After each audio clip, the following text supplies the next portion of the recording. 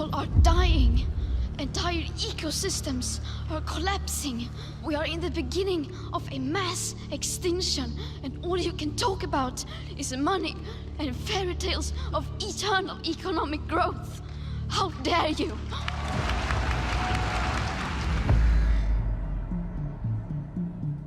This is the story of how an eccentric environmental scare grew into a powerful global industry. It's a wonderful business opportunity, okay? You want climate, we'll give you climate. There's a huge amount of money involved, and this is a huge, big money scam. There are not just now billions, but there are trillions of dollars at stake. It's a story of self-interest and big government funding. People like me, our careers depend on funding of climate research. This is what I've been doing just about my whole career.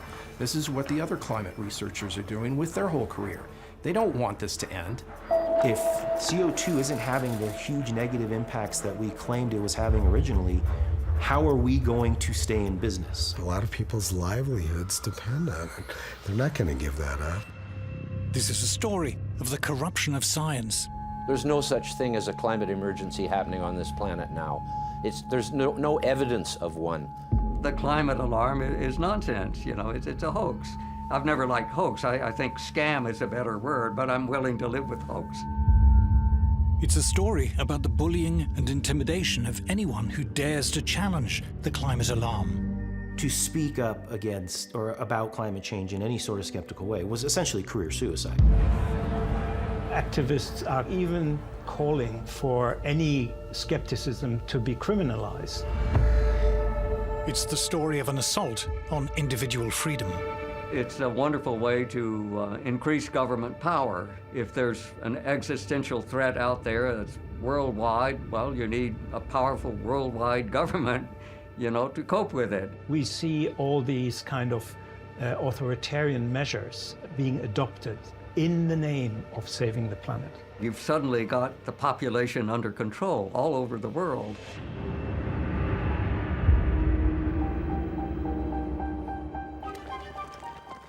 We called it industrial progress. Since the Industrial Revolution, the development of free market capitalist mass production has made ever more goods ever more affordable to ever larger numbers of people. Mass production marched hand in hand with mass consumption. In the modern age, ordinary people enjoy a level of prosperity never before achieved in human history. But all the while, we're told we were destroying the planet. Computers have calculated what is in store for us as we produce and consume ever more. The weather will get worse. The planet will boil. We greedy humans must accept limits on our lifestyle. Consume less, travel less. Those who deny the climate crisis are not just wrong, they're dangerous, spreading the poison of doubt among a gullible population. These deniers should be shunned and shamed and censored. For these climate deniers are flat earthers. They are anti-science. Teaching at New York University is one of these climate deniers. Professor Stephen Koonin is one of America's leading physicists. He was a science advisor to President Obama and both vice president and provost of Caltech, one of the most prestigious scientific institutes in the world. I teach climate science to my students at NYU, and I always tell them, check the data or the papers yourself. And they all come out of that course with their eyes wide open. Professor Koonin's best-selling book, Unsettled, argues that mainstream scientific studies, accepted by official agencies, do not support the notion that there is any kind of climate crisis at all. Of course, I've been called a denier. And my response is, tell me what I'm denying, because I'm quoting from you directly from the official UN scientific reports. Dick Lindzen also dismisses the claims of climate alarmists. He's one of the world's leading meteorologists, was professor of meteorology at both Harvard University and MIT, and has served on the UN's Intergovernmental Panel on Climate Change, or IPCC. Even the Intergovernmental Panel on Climate Change, if you go to their section of Working One, Group 1, which is the science, they don't support any of these claims. And I assure you, having served on it, it's biased, but you couldn't get any real scientists to agree some of the nonsense that's being promoted. Will Happer is also a denier and is another of America's leading physicists. He has been science advisor to 3 presidents and professor of physics at both Columbia and Princeton University. There's this mischievous idea that's promoted that scientific truth is determined by consensus. In real science, you know, there are always arguments. No science is ever settled. You know, it just is absurd when people say the science of climate is settled. It's not. There's no such thing as settled science, especially climate. Dr. John Clauser is one of the most respected scientists in the world. In 2022, he was awarded the Nobel Prize for Physics. The science that's being done is appallingly bad, in my opinion. There are a large number of scientists who are in violent disagreement. They refer to themselves as skeptics. Since I am no longer worried about losing funding or a job, whatever, I call myself a climate change denier. These very eminent and respected scientists, and others like them, are not flat earthers. They do not deny science. So what's the evidence that has caused them to dismiss the climate alarm as nonsense?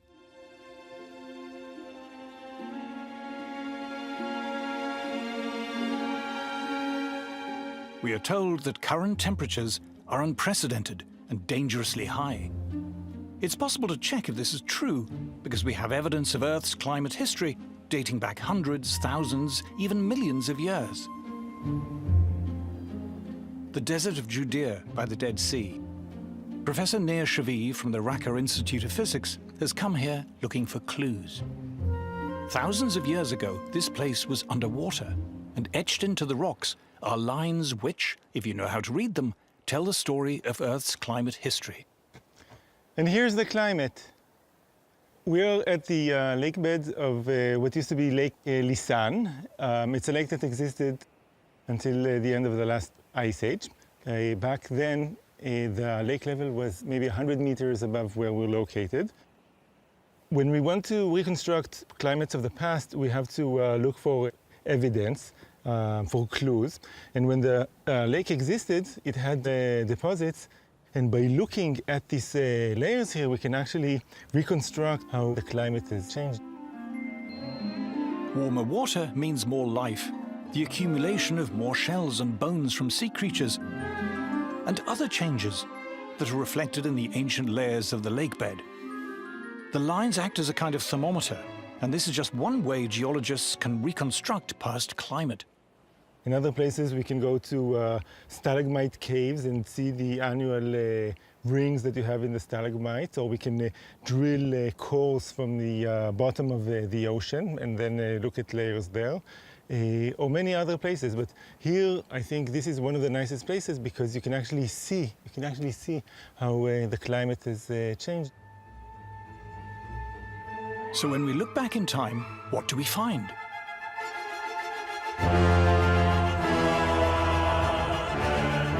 For 200 million years, dinosaurs roamed the Earth. An Earth marked by fertile, dense forests, teeming with life. And at no time during those 200 million years were temperatures as cold as they are today. If you go back, let's say, 200 million years, it was maybe 13 degrees warmer than it is now. So, on the geological perspective, this is not at all unprecedented. For the last 500 million years, temperatures have varied greatly. But for almost all that time, the Earth was much, much warmer than today. Compared to the last half billion years, the Earth right now is exceptionally cold. In fact, there are very few times when it's been this cold. We're relatively cold. Maybe not quite the coldest it's been in 500 million years, but pretty close to it. We are in a remarkably cool period if we look over the last 550 million years. In fact, only one other time period in that last 550 million years was the temperature as cool as it is now. The mammals who now inhabit the Earth began to evolve around 60 million years ago, when the world was much warmer than today. If we just look at the last 65 million years, so this is after the dinosaurs go extinct, mammals really start to take over, and our evolutionary ancestors start to live on the land. Any time period within the last 65 million years was warmer than it is essentially today. The Earth's mammals, humans included, appear to thrive when it's warm, warmer than it is now. There's no doubt that warm is better than cold in geological history. We are a tropical species. A human being in the shade, naked, dies at 20 C from hypothermia. We evolved on the equator in Africa, and the only reason we were able to get out of there eventually was fire, shelter, and clothing. Over the last 50 million years, temperatures steadily declined, plunging the Earth into what geologists call the late Cenozoic Ice Age. We are still in that ice age. The reason there's all that ice on the poles is because we're in an ice age. Everybody knows that who knows anything about the history of the Earth. This is an ice age. We're at the tail end of a 50 million year cooling period, and they're saying it's too hot. If we zoom in on the past few million years, we see temperatures sinking, and as they do, fluctuating between extremely cold periods and slightly milder periods. The extremely cold periods are called glacial maxima, when the planet is mostly covered in ice, and the slightly less cold are called glacial minima, when there's just ice at the poles. For the past 10,000 years, fortunately, we've been in a slightly less cold glacial minimum, known as the Holocene. With milder weather, humans began to emerge from their caves, and several thousand years ago, we see the rise of the first great civilizations, in a blissful period which, according to many studies, was considerably warmer than today. This is known as the Holocene climate optimum. It was called an optimum because people thought that warmer was better. Since then, temperatures have declined and begun to fluctuate. In Roman times, there was a blissfully warm period, followed by a brutal cold period in the Dark Ages. Then came the balmy medieval warm period, according to many studies, as warm or warmer than today, followed by an especially cold period known as the Little Ice Age, possibly the coldest in the last 10,000 years. And here it is, the Roman warm period, the cold Dark Age, the medieval warm period, and then the very cold Little Ice Age, from which, for the past 300 years or so, we've been recovering. The longest instrumental record of temperature in the world comes from central England, and this is what it shows. Since the worst of the Little Ice Age, from 1650, the temperature has risen, gently, by little more than 1 degree Celsius. The central England record of temperature is a world treasure. You know, it's the longest continuous record that we have, and it's certainly not a very alarming record. It began in the depths of the Little Ice Age, and so you can see the slight warming that followed the Little Ice Age. And there's certainly nothing very alarming that's happening today at the very end of the record. Most of the warming that we're observing today is the recovery from the Little Ice Age, whatever caused that. Well, you know, we're talking over the entire industrial period of about 1 degree centigrade. To put this 1 degree in perspective, let's look at New York Central Park. Records show that there has been no overall change in temperature here since 1940. But from one year to the next, the average temperature can vary by 3 degrees Celsius, without many New Yorkers even noticing.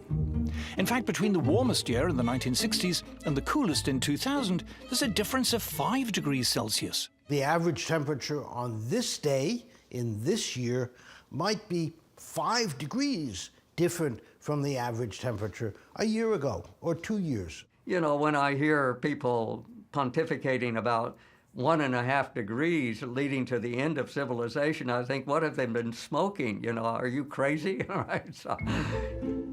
According to thermometer readings since 1880, there's been a very mild increase in temperature. Only by stretching the y-axis on this graph is the increase noticeable.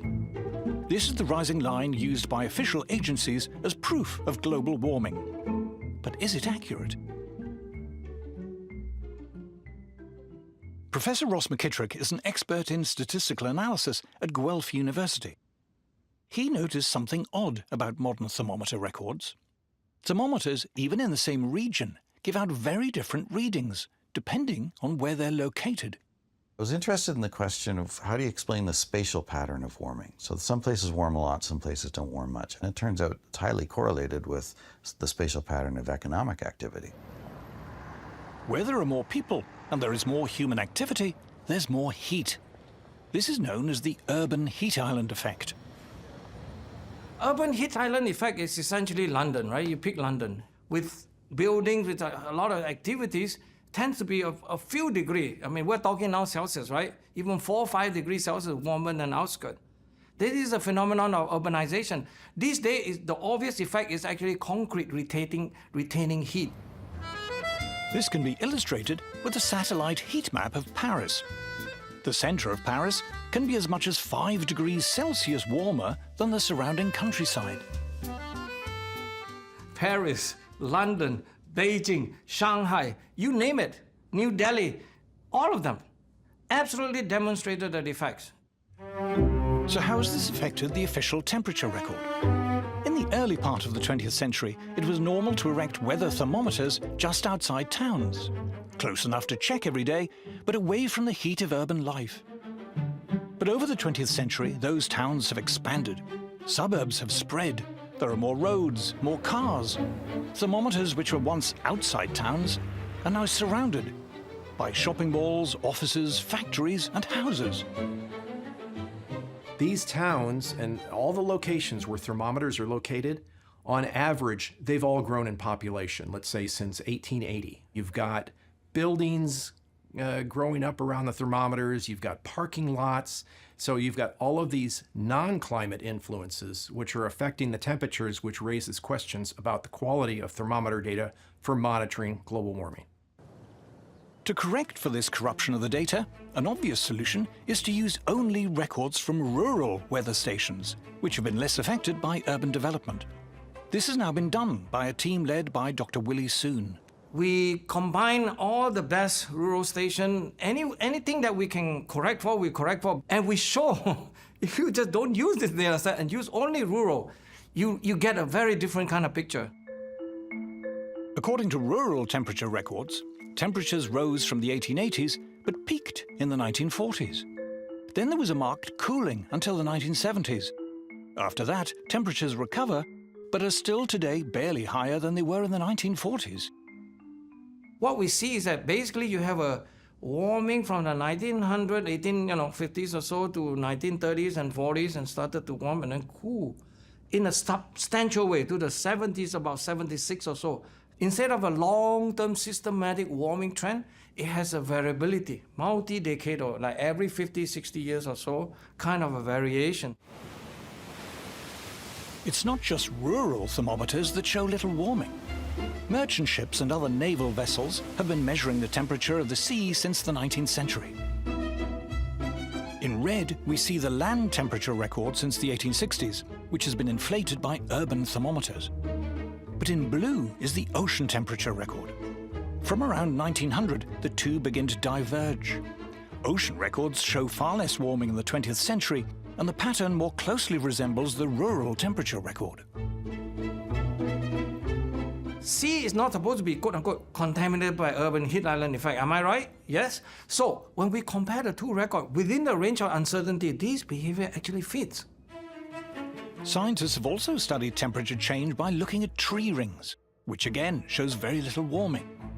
There's a gentle rise till the mid-20th century, a cooling to the 1970s, followed by a mild recovery. Once again, it shows temperatures today are barely different to those of the 1930s and 40s, and the pattern closely resembles rural temperatures.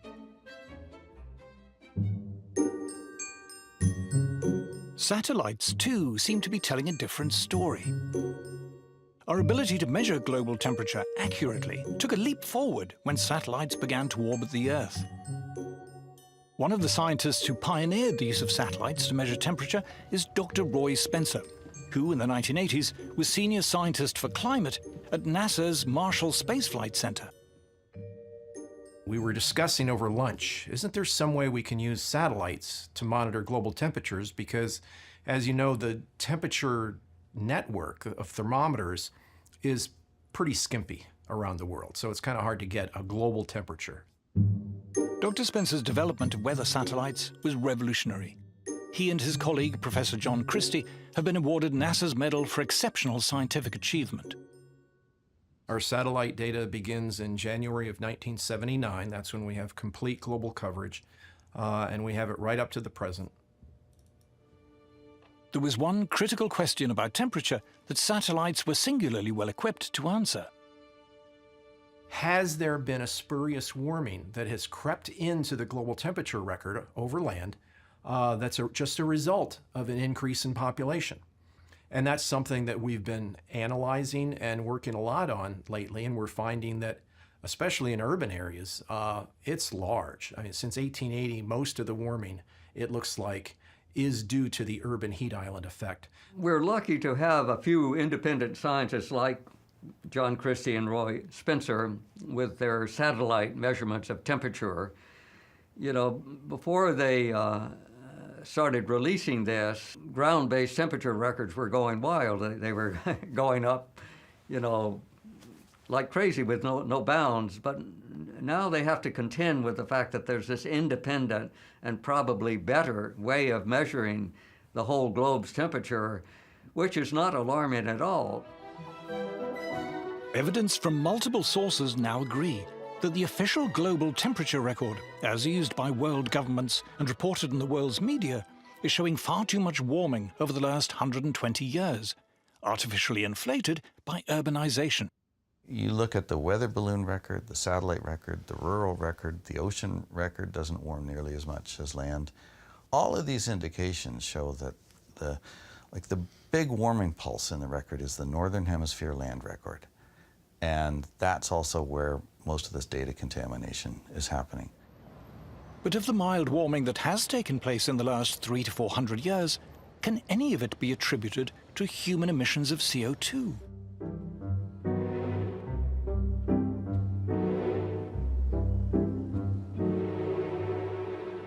Professor Henrik Svensmark is visiting the Hebrew University of Jerusalem and taking a stroll in the Evolution Garden, dedicated to preserving the oldest surviving plant species on Earth. These plants aren't just pleasing on the eye. They can also tell us about levels of CO2 in the atmosphere in Earth's geological past. What we have here is a ginkgo tree, and it's actually a living fossil in the sense that this type of tree first appeared about 270 million years ago. On the underside of the leaf, there are what we call stomata, the cells where they can uptake CO2. So they're actually measuring how much CO2 is in the air, and then they adjust the number of these stomata to how much CO2 there is. And by looking at fossils and measuring how many there are at a different time, it says something about what was the level of CO2 back in time.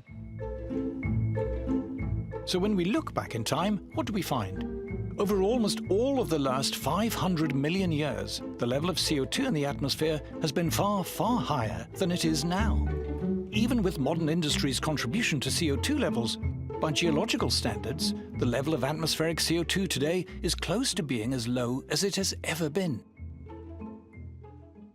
At present, we have about 400 parts per million. 50 million years ago, it might have been 2,000 parts per million. So a much, much higher concentration of CO2.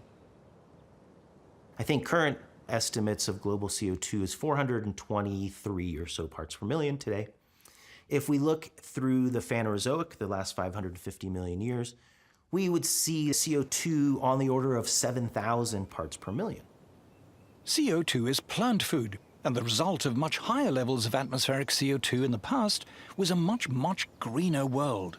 Periods of elevated CO2 tend to be time periods of a huge biodiversity on the planet. In fact, we're in a CO2 famine if we look over the last 550 million years. At the depths of the most recent glacial maximum, the amount of CO2 in the atmosphere sank so low, all life on Earth came close to extinction. They say CO2 is higher than it's been for 100,000 years, but what they don't tell you in that period they're talking about is that CO2 sank so low that all life on Earth nearly died. 20,000 years ago, CO2 is at the lowest level it has ever been in the history of the Earth, 180 parts per million. If it had gone down another 30 parts per million, we'd all be dead. There is a low point of CO2 where photosynthesis becomes so inefficient that plant life would die. Then everything else starts to perish after that. During the last glacial maximum, there's good evidence that in many parts of the world there was plant starvation from not enough CO2. So we should be very grateful that CO2 levels are beginning to go back up. We're still far from the historical norms, which would be several thousand parts per million. There's not enough fossil fuel to get there, but at least we're making a start. But has the small recent increase in CO2 affected the temperature? We would now show you a picture of CO2, but we can't, because it's invisible. CO2 makes up a tiny fraction of the gases in the atmosphere, just 0.04%. It is just one of 25 different greenhouse gases, which, taken as a whole, form only one part of Earth's complex climate system. So what evidence is there that this trace gas is having any noticeable impact on the climate? If it were true that higher levels of CO2 caused higher temperatures, we should be able to see that in Earth's climate history. Here, scientists are drilling into ancient ice cores. These cores tell us both about past temperatures and CO2 levels. Scientists have indeed found a link between temperature and CO2. The trouble is, it's the wrong way round.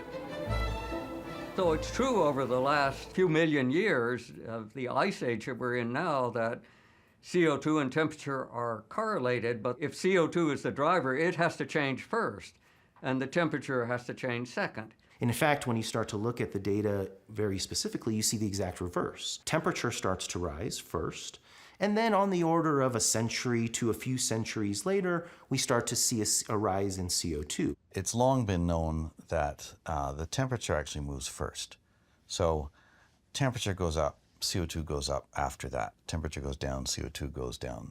Ice ages start when carbon dioxide is at its maximum, and ice ages end when carbon dioxide is at its minimum, which is the exact opposite of what would occur if carbon dioxide was controlling the temperature. The question of whether CO2 drives the climate is easily resolved. You can look back in time over hundreds of millions of years. CO2 levels have changed radically many times. Did this cause temperature change? No, absolutely not. CO2 has never driven temperature changes in the past, never.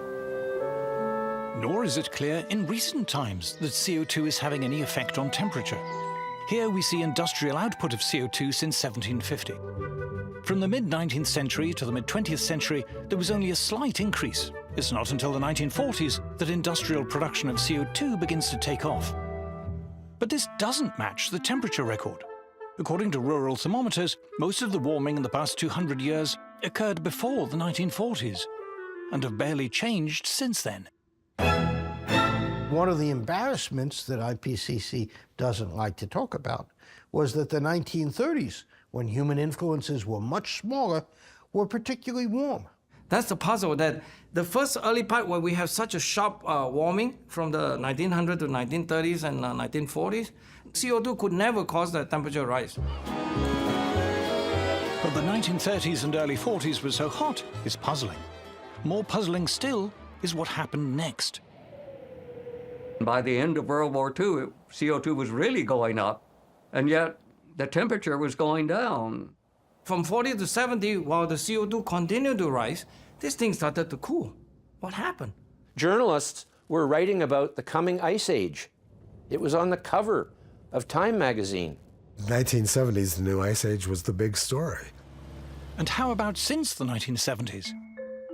According to computer climate models, over the past half-century, rising CO2 should have led to this increase in temperature. But according to multiple satellite and balloon measurements, what actually happened was this. Well, what we've found from the satellite data is that the global atmosphere is not warming up as fast as the climate models say it should be. There's a couple dozen climate models now that have been worked on for decades. You know, billions of dollars, tens of billions of dollars have been invested in these climate modeling efforts. And we find that generally speaking, virtually all of the climate models produce too much warming over this period since 1979 up to the present. Now, even if we say the surface thermometers are correct, they still don't produce as much warming as most of the climate models say there should have been, let's say, in the last 50 years. The models, individually and even collectively, when you average over all of them in so-called ensembles, they don't get it right. You can already see that the main supports of the climate alarm movement, which are these enormous computer models, they're clearly wrong. They don't agree with what we observe. You know, they're all running much too hot. They don't get the geographical distribution of temperatures anywhere close. They don't get El Nino, La Nina cycles. They're just nonsense. All climate models are based on the assumption that CO2 drives temperature change. But actual observations and historical evidence clearly suggest that it doesn't. Yes, I assert that there is no connection whatsoever between CO2 and climate change. That's all a crock of crap, in my opinion. There is no truth to the idea that the Earth is warmer now than it has been in the past. It's a lie. There is no truth that CO2 is higher than it should be. That is a lie. Earth's climate has changed many times over the course of its long history and will continue to change without any help from us. Climate always changes, you know. Who denies climate change? It's always changing. But if CO2 doesn't drive climate change, what does?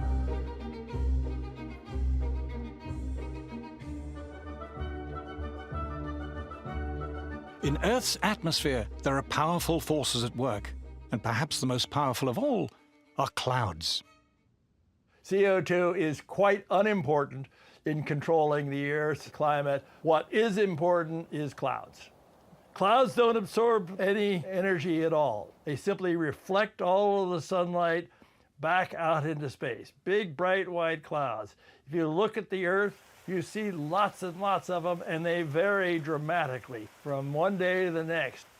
That is hundreds of times more powerful than the trivial effects of CO2. But what controls the number and density of clouds on Earth? Professor Henrik Svensmark from the Danish National Space Institute is in Jerusalem with the astrophysicist Nir Shaviv. Together, they've been exploring cloud variation and its effect on climate. And strangely, they've found a link between clouds and exploding supernovae far off in our galaxy. When you have big stars, they don't live very long. Relatively only maybe a few million years, up to 40 million years. But they end their life in a huge explosion, which we call the supernova.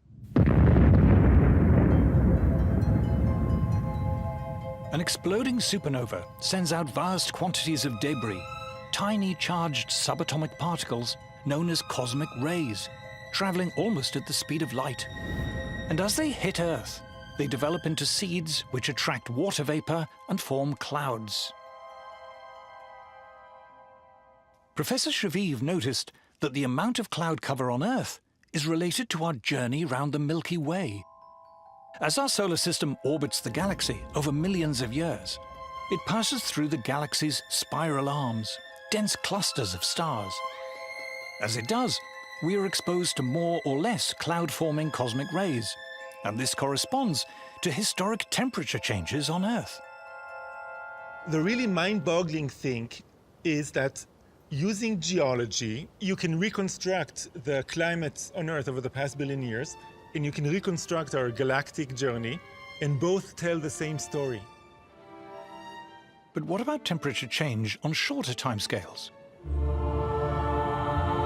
The sun, our source of heat and light, a seething mass of gigantic magnetic storms, which vary in strength and number over time, and which affect Earth directly and indirectly.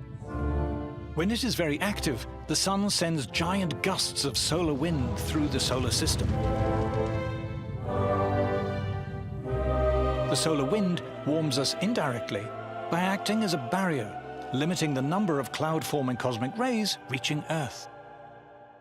So from the sun, we have the solar wind. It carries the sun's magnetic field out to a large distance, and it works like a shield against cosmic rays. When the sun is more active, you have a stronger solar wind, you have less cosmic rays reaching the inner solar system and reaching the atmosphere, and the clouds which are then formed are less white. They reflect less of the sunlight, which means that it's going to be warmer here on Earth.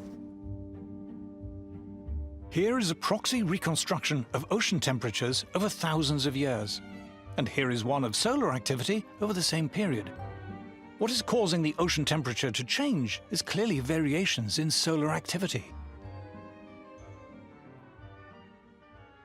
Because IPCC is determined to go on a narrative that only CO2 can drive the climate system, they turn off the sun essentially, right? Because the sun is just a background thing for them, that it doesn't do anything. Astrophysicist Willie Soon decided to look again at the rural temperature record for the past 150 years. Then he looked at a record of changes in solar activity over the same period. To Dr. Soon, it was obvious that it was the sun, not CO2, that was driving temperature. As of 2023, IPCC says is that the sun have absolutely zero chance to explain the changes of the climate system on a broad scale, let's say global warming or northern hemisphere. We say no. We can easily demonstrate the sun can explain all of it. There's zero for the CO2, 100% for the sun. How's that? Why are these and other studies never reported in the mainstream media? And if climate change is natural, what are we to make of the alleged terrifying increase in extreme weather events? Of the heat waves and hurricanes, of forest fires, droughts, and the rest?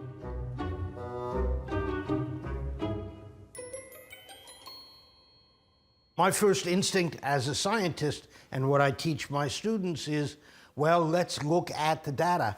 And when you do that, you discover, as you can read in the IPCC reports themselves, that it's pretty hard to find trends in extreme events, much less attribute them to human influences. You've now had decades of putting the idea in people's heads that any time the weather is bad, it's climate change and greenhouse gases. So I think people at this point can't help themselves. If you have a heat wave, immediately everybody's thinking, oh, what have we done to the weather?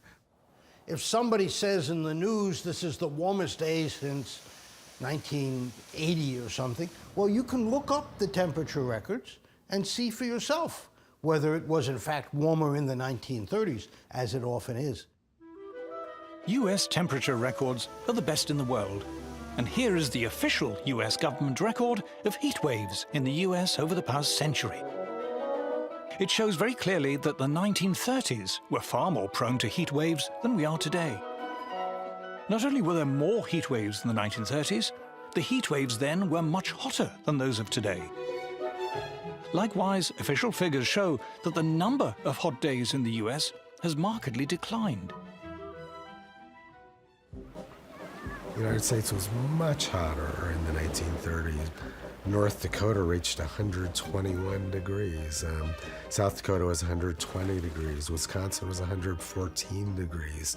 These sort of temperatures are just completely out of range of anything people experience now.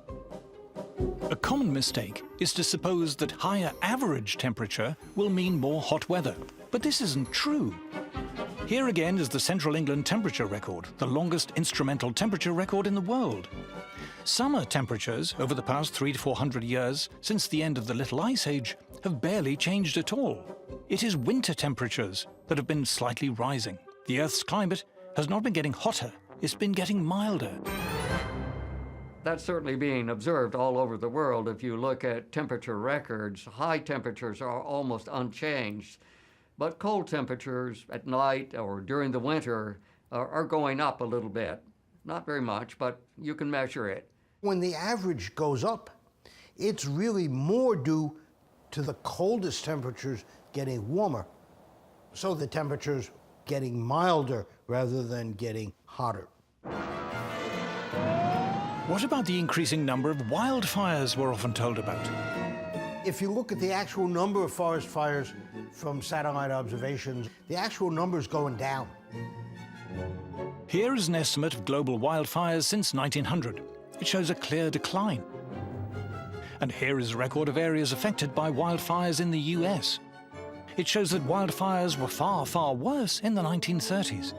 From 1930s and 1920s, when you have data, the thing was huge. 5 to 10 times bigger than the current level. How about hurricanes? The US has by far the best record of hurricane activity in the world. Over the past 120 years, there is no overall change. In fact, the trend is slightly down.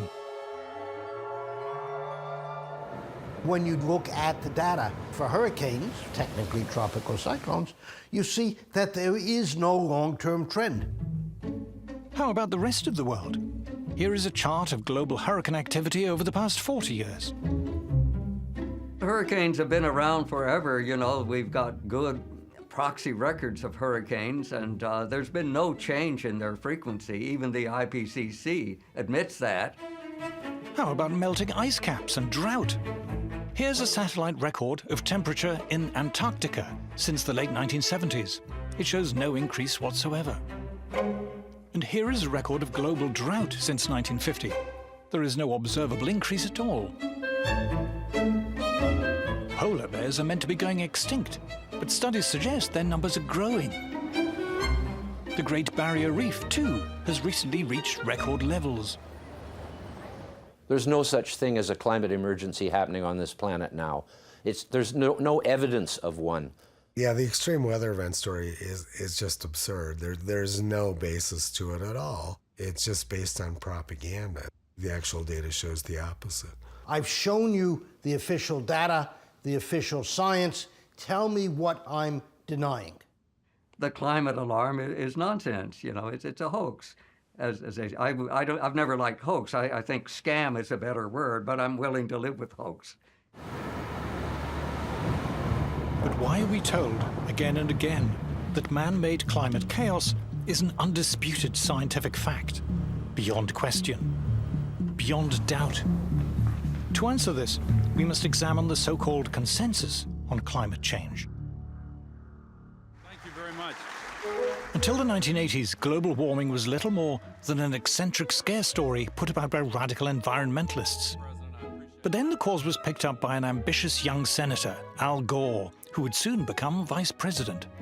$1 billion a year of public money was made available for research into climate change. This quickly rose to $2 billion. Up to that level. Academic researchers in various disciplines began to apply for this climate funding. If you want to qualify for money that's labeled climate, well, you take whatever you're doing and you add a little bit of climate speak to it, and away you go. You're dealing with the sexual habits of cockroaches. You'll add, and the impact of climate. So all I have to do is add a little wrinkle to my grant application to explain how, well, I'm worried that climate change will mean the death of all the maple trees. And so right away you qualify for funding. Academics of every kind lined up for climate funding. Climate became an exciting new area of interest for sociologists, biologists, professors of English literature, lecturers in gender studies, and many more.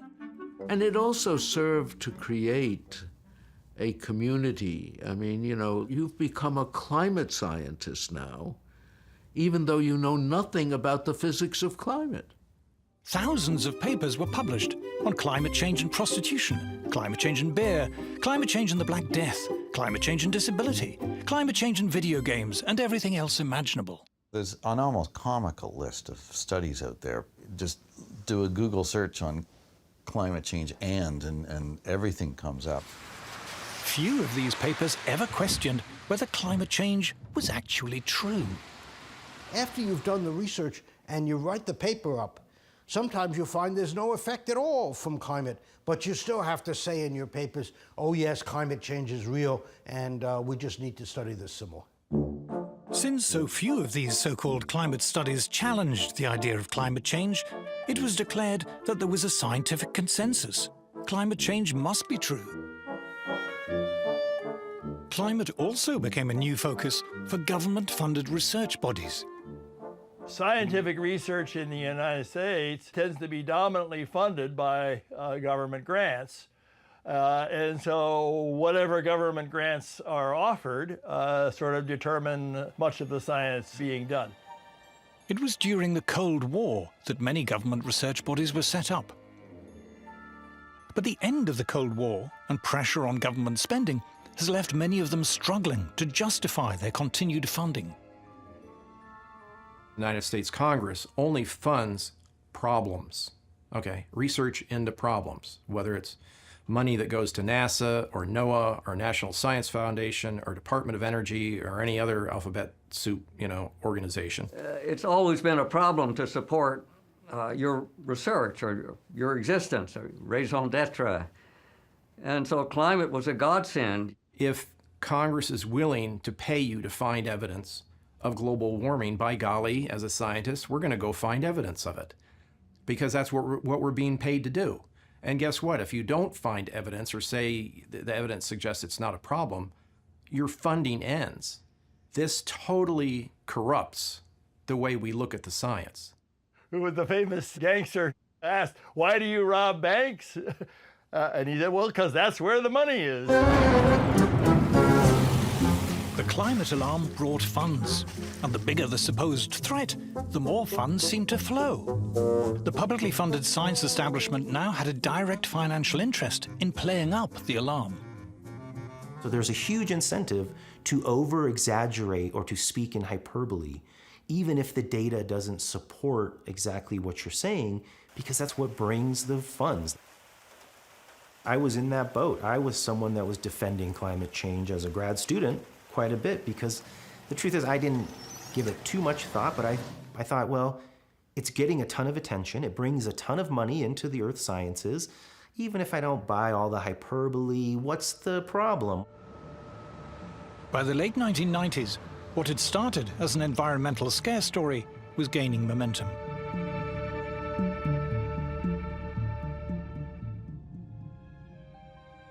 Western governments and their senior civil servants were more than willing to address the climate problem. Green taxes were levied, green regulation expanded, and this in turn generated more climate-related jobs and activity. Take the banking sector, for instance. You say to a banker, we want you to file reports with the Regulatory Commission on how climate change is going to affect your bank.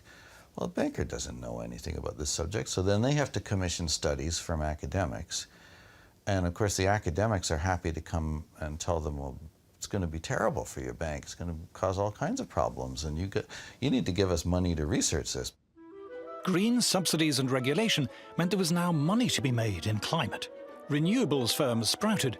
Consultancy firms offered advice on what they called sustainability and climate compliance. It's a wonderful business opportunity, okay? You want climate, we'll give you climate.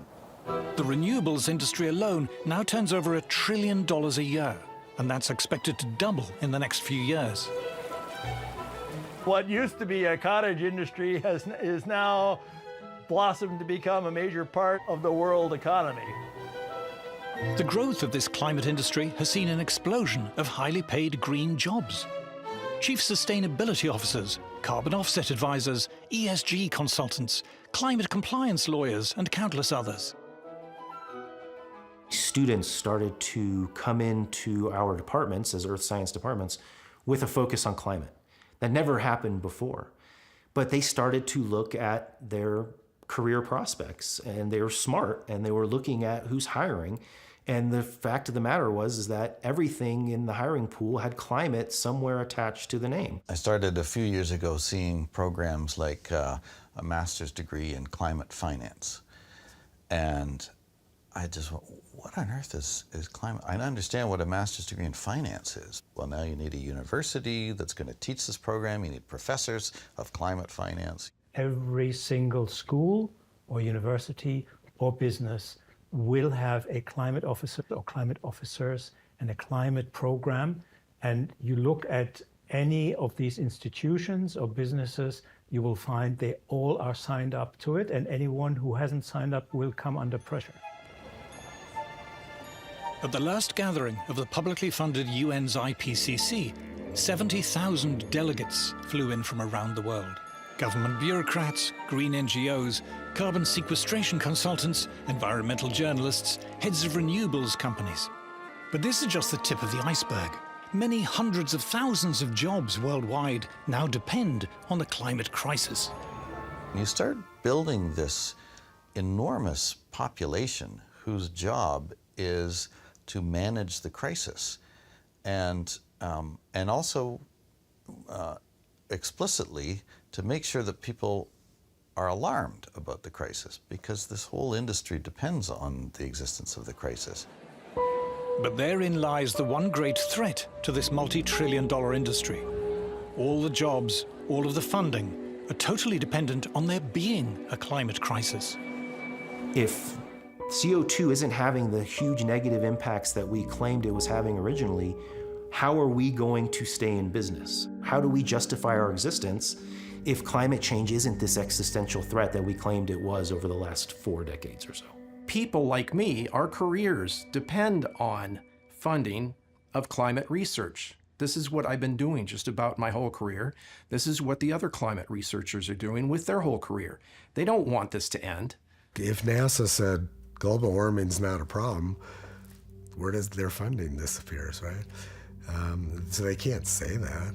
I mean, you've got the United Nations Intergovernmental Panel for Climate Change. If they said the climate isn't changing, they'd have no reason to exist. The IPCC has a self-preservation instinct to show that climate change is an existential threat. Otherwise, there's no reason for them to be collecting the money and doing the work in the first place. There are not just now billions, but there are trillions of dollars at stake. There's a huge amount of money involved. This is a huge, big money scam. A lot of people's livelihoods depend on it. They're not going to give that up. If suddenly the notion becomes apparent that this is not such a problem, you're going to see that as an existential threat.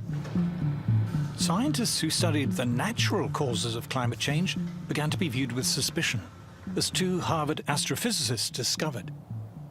How much does the sun change, and how does it change, and why does it change? And then we didn't even want to get into the temperature record, the climate thing. Immediately they will come after it, because when we started to estimate that the sun changed by quite significantly in terms of climatic sense, immediately the attack is there. Because it's not following the narrative, because they need the CO2 to be the only one, the only dominant player. When you tried to say, well, gee, we're just looking for the background of natural variability, the response would be, we can't have natural changes as an effect. It has to be human-caused. And some of that was directly stated, but most of it was indirect. Your funding for this kind of project will be dropped. This kind of project doesn't go anywhere. By that time, anything that contradicted the narrative of global warming as a serious problem was not going to get funded. Editors of academic journals came under pressure not to accept papers which were deemed to be skeptical of the climate crisis. We will not publish anything that questions this. I mean, it's not something surreptitious. Scientists who dared to point out in public that there was no climate chaos began to be sidelined and shunned. If a scientifically qualified person stands up and says, we don't see an upward trend in the data on Pacific typhoons, well, suddenly they lose standing to address the topic of Pacific typhoons, not because what they said is wrong, but because it's off message. They can marginalize any kind of criticism of the narrative by saying, you're not qualified to talk about this because you don't support the narrative. That is then, and then having marginalized everyone who doesn't support the narrative, they can turn around and say, well, everybody who counts supports the narrative, so we must be right. Environmental journalists ignored skeptics and instead offered headlines to anyone prepared to make the most outrageous claims and predictions about a climate apocalypse. It's gotten to where it has nothing to do with the science anymore. It doesn't matter if your alarmist prediction doesn't come true, you're still going to retain your status as an expert, and the media is still going to come and ask you for your opinion, even though you were crazy wrong about your predictions. But the consensus on climate is not only enforced by those in the climate industry. To explain the broader appeal of the climate alarm, we must look at the politics behind climate.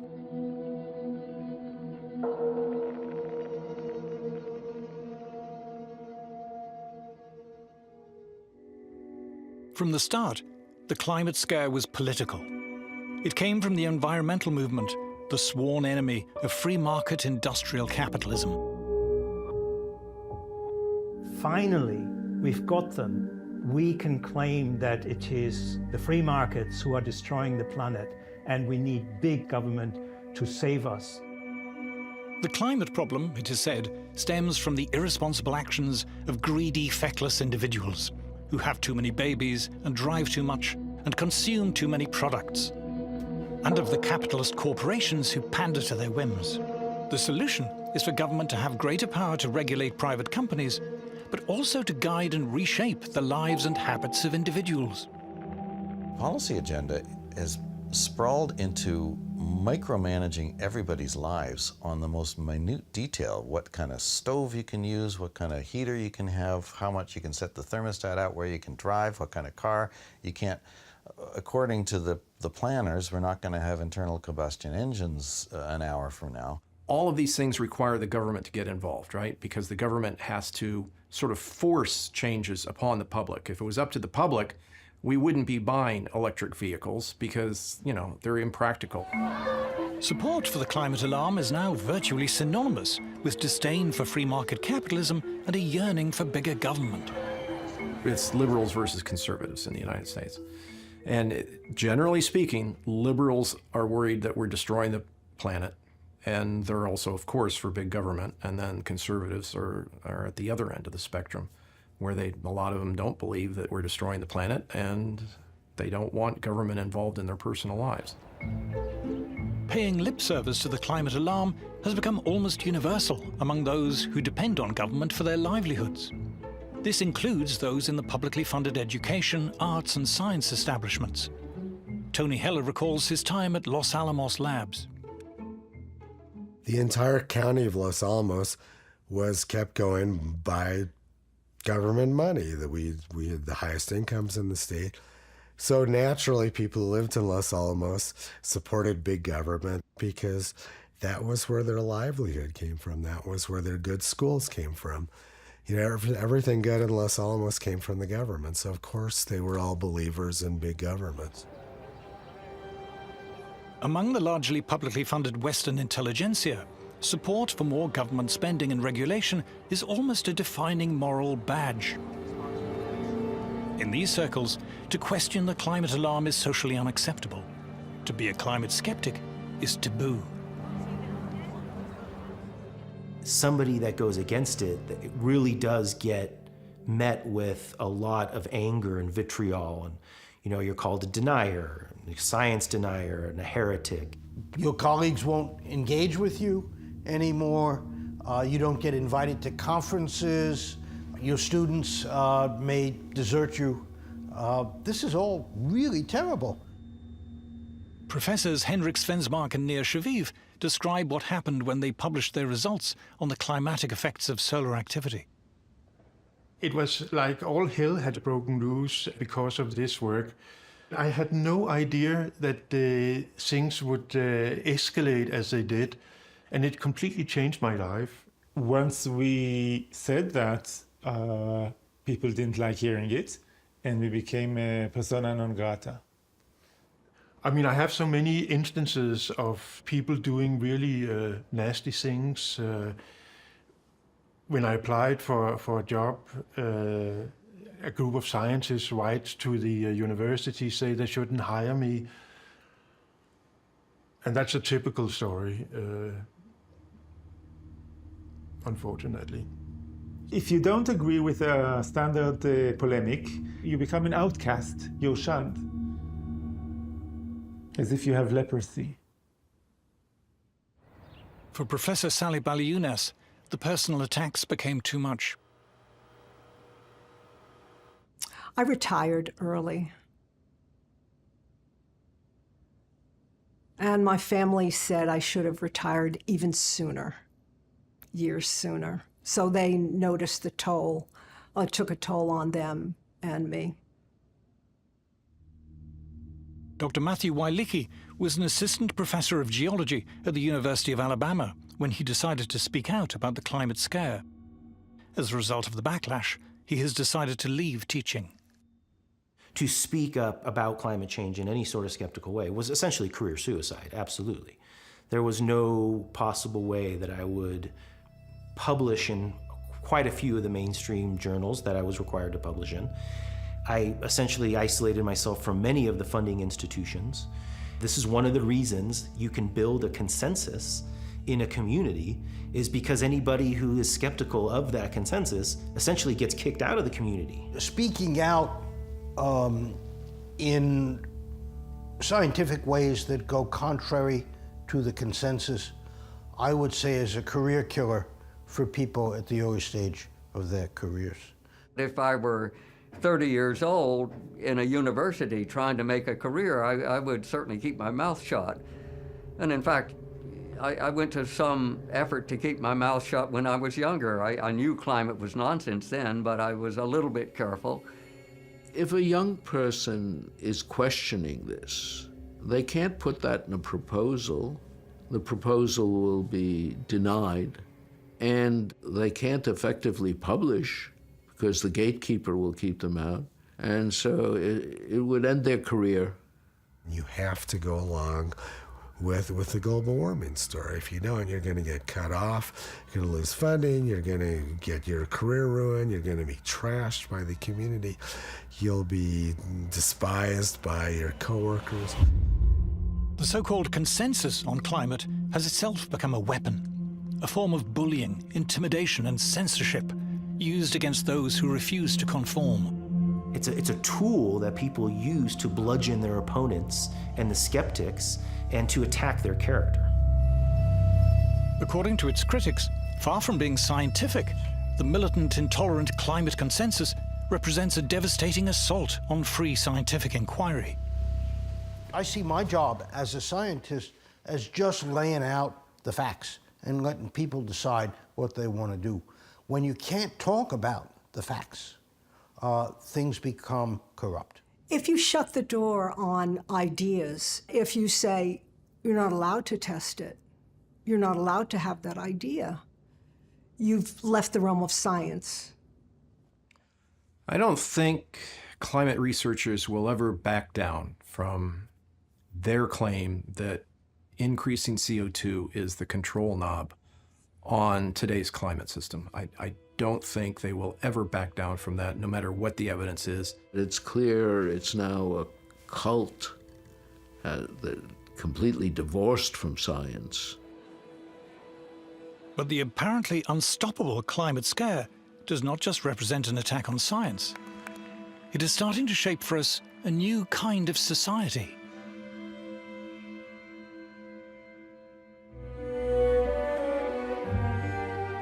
Environmentalists like to pose as anti-establishment, but their demands are well received and piously echoed by King Charles and the Archbishop of Canterbury, the BBC, the UN, the EU, by heads of government, the World Bank and World Economic Forum. In fact, by the entire state-funded ruling establishment. Global warming is like the perfect problem that government can get involved in to grow the influence of government. It's a wonderful way to increase government power. And if there's an existential threat out there that's worldwide, well, you need a powerful worldwide government, to cope with it. If you're a climate activist, you're actually facilitating a huge validation of the government running our lives. Many environmentalists, most environmentalists, all environmentalists who consider themselves to be radical, progressive alternatives are in fact simply reinforcing the mantras and the mainstream arguments of the entire establishment. The demands on the government mean that the government suddenly gains the authority to interfere into every nook and cranny of our lives and how we live. Everything has a climate narrative attached to it. How much you consume, where you spend your money, how much you travel, who you interact with, what types of food you eat, whether you eat meat. Everything has some sort of aspect that can be controlled with a climate lens. Suppose 20 years ago somebody had hatched the idea that I would really like to ban cheap energy. I'd really like to control everybody's appliance purchases. I'd really like to tell everybody where they can go. And basically, I'd like to have dictatorial control over everything. Well, it's not going to fly. No, everybody would think you're a nut and would ignore you. But fast forward 20 years, that's what's happening. The publicly funded establishment in the West is so large and powerful. It is able to impose and enforce the official consensus on climate through its control of schools, universities, government, and much of the media. State broadcasters like the BBC exclude climate skeptics. Broadcasting regulatory bodies forbid private stations from disseminating skeptical views, threatening them with having their broadcasting licenses revoked. What normally happens in an emergency is that all normal forms of openness and democracy have to be suppressed, because how else to deal with an emergency? So we are facing a situation not unlike lockdown, where basically all normal forms of behavior, normal forms of social communication, and normal forms of democracy are essentially ruled out. Activists are even calling for any skepticism to be criminalized. In certain jobs and professions, it is now dangerous to express dissent on climate. It's no surprise that people who are more skeptical will think twice before voicing their concerns, because they might risk their careers, they might risk their business, they might risk being sacked. If you're a professional of any kind in science or law or medicine, if you belong to a professional association or you are in a university, you can be fired for saying what you believe. The consequence is a censorious, authoritarian regime that has to control every move, every word, everything you want to do, because everything you do is a potential risk to the survival of mankind.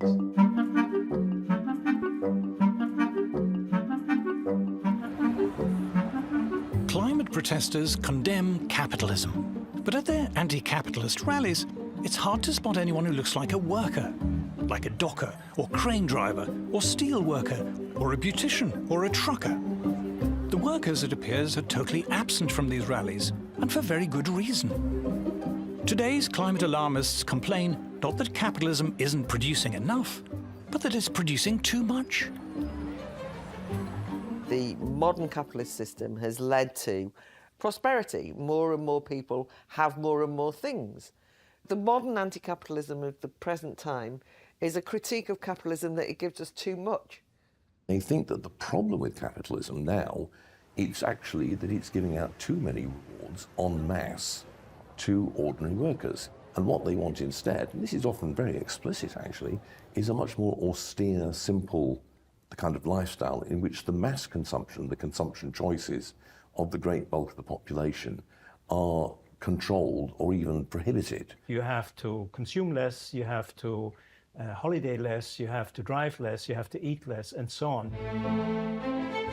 It seems that what upsets many environmentalists is not the failure, but rather the success of capitalism in producing an abundance of affordable goods for the masses.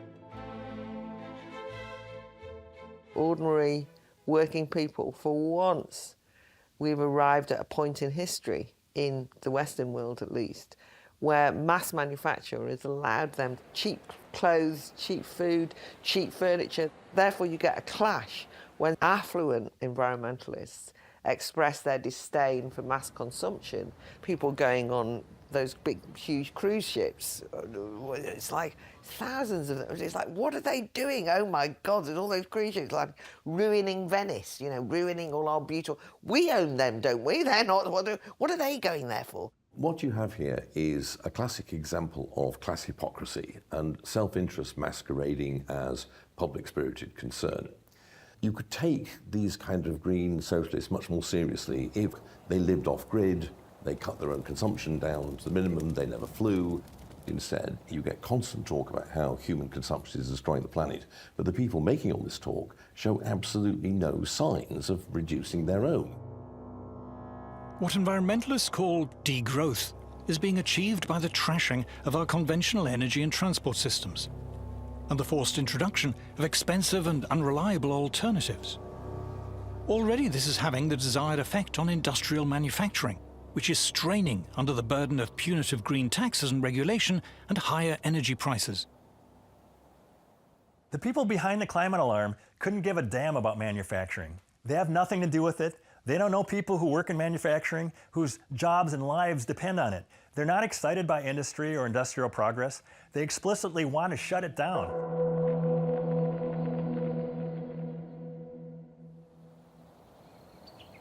Kisii, Kenya, East Africa. According to many leading environmentalists, the world's poorest people should not aspire to the lifestyle of people in the first world. The planet will not cope. Grace Nyakananda is one of the many Africans who do not have electricity or gas to cook with or heat their homes.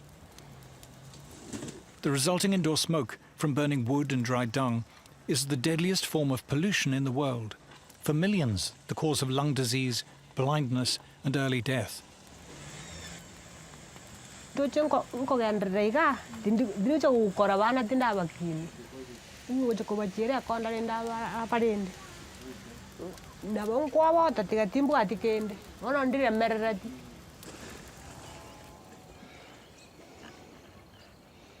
not just cheap, reliable electricity that Africa needs.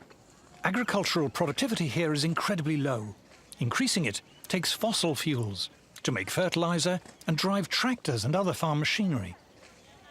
Jasper Mashogu is a farmer.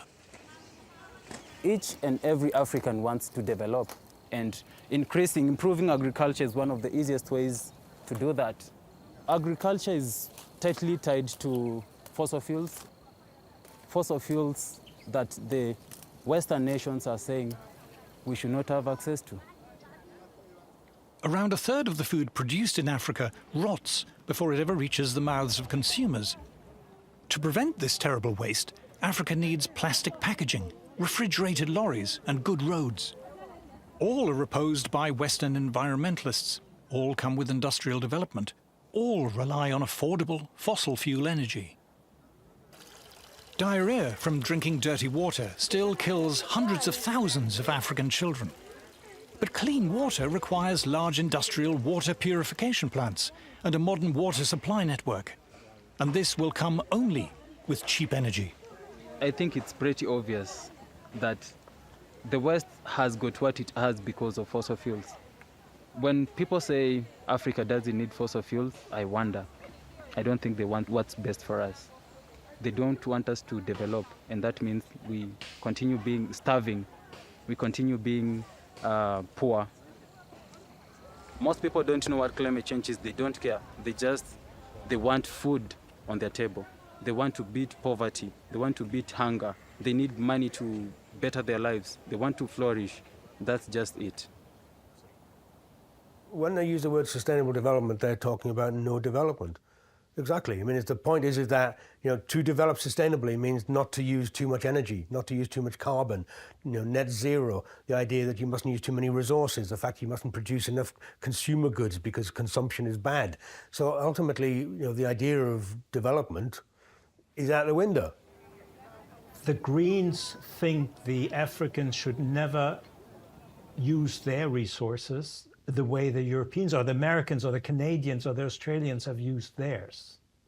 They are also in favor of punitive taxes, border taxes on any African country that wants to export their goods to Europe if they do use their resources. So that sums up the ethical ruthlessness and depravity of the green agenda.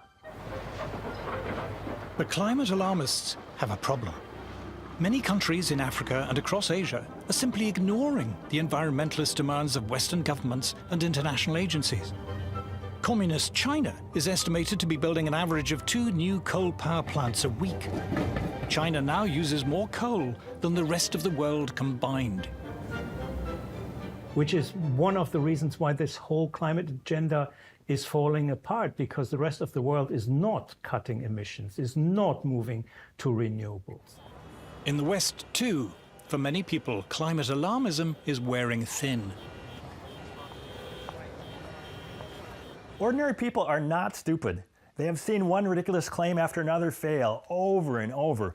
What this does is leave people with a profound and justified cynicism about what the scientific establishment says and about what the government says. To fix the climate crisis, we're told, we must give up our cars. We must pay more for fuel, heating, clothes, food, fly less, limit where we go. This attack on mass travel, mass tourism, mass consumption holds little appeal to the masses.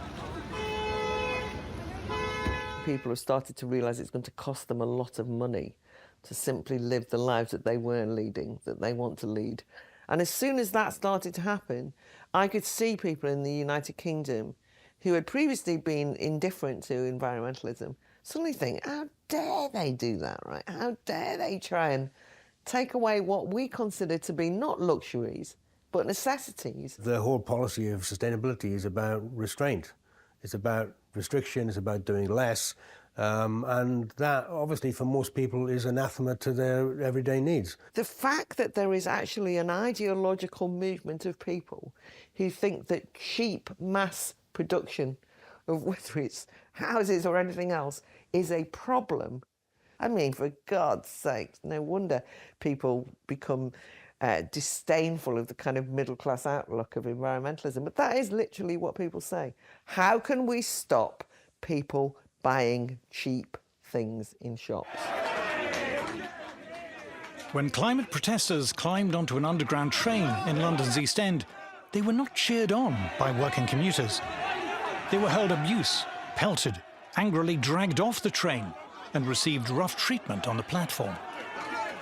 If you were to go into a pub frequented mainly by what the Americans call blue-collar workers, you will find that being sceptical about climate change policy is not going to get you thrown out. Quite the contrary, somebody will probably buy you a drink.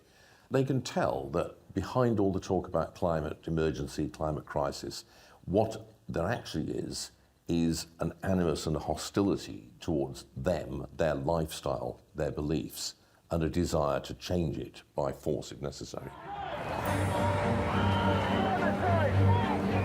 Punitive and restrictive policies, carried out both in the name of climate change and COVID, have sparked protests in Britain, Canada, and other Western countries. Anti-establishment politicians and movements are gaining support. What they underestimated was the fury that this would meet with ordinary people who just say, you can't do this, so you suddenly get this new movement.